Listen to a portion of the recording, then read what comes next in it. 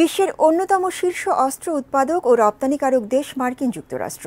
বেসামরিক মানুষের অস্ত্র ব্যবহারের দিক থেকে বিশ্বে প্রথম যুক্তরাষ্ট্র।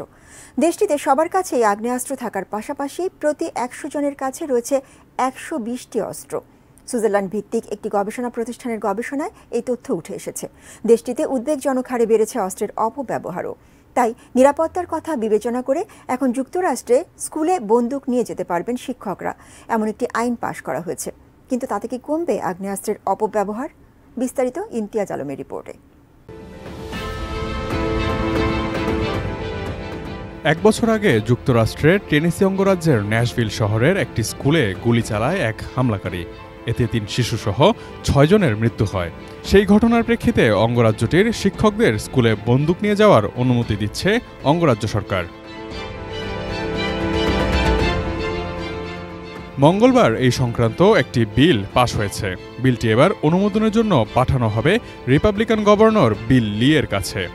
বিলটিতে বলা হয়েছে, শিক্ষকরা নিজেদের নিরাপত্তার জন্য স্কুলে বন্দুক নিয়ে যেতে পারবেন, তবে তা প্রকাশ্যে দেখাতে পারবেন না। প্রাদেশিক আইনসভায় রিপাবলিকানদের সংখ্যাধিক্য রয়েছে। সেখানে বিলটি ৬৬ বনাম ৮ ভোটে পাশ হয়েছে। বিলটি যখন পাশ হচ্ছে তখন দর্শক গ্যালারি থেকে স্লোগান দেওয়া হয়, আপনাদের হাতে রক্ত লেগে থাকবে। অবশ্য এই প্রস্তাবের বিরুদ্ধে অবস্থান নিয়েছে ডেমোক্রেটরা।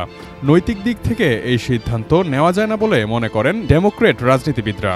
তবে রিপাবলিকান নেতা রিয়ান উইলিয়ামস বলেছেন, একটি প্রতিরোধক তৈরি করার চেষ্টা করা হয়েছে। রাজ্য জুড়ে গুলি চালনার ঘটনা থামানোর জন্য আমাদের সামনে একটি চ্যালেঞ্জ রয়েছে।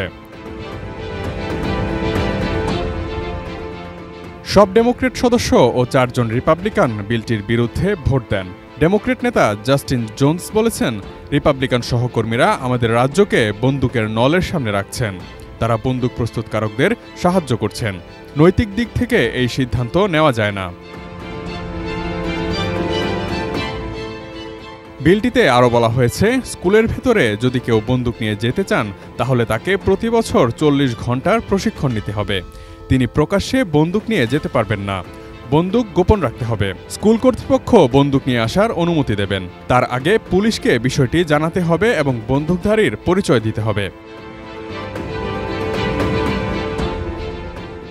জিফোর্ড ল সেন্টারের দাবি, যুক্তরাষ্ট্রের অর্ধেক রাজ্যে স্কুলের কর্মী ও শিক্ষকরা স্কুলের মাঠে আগ্নেয়াস্ত্র নিয়ে যেতে পারেন।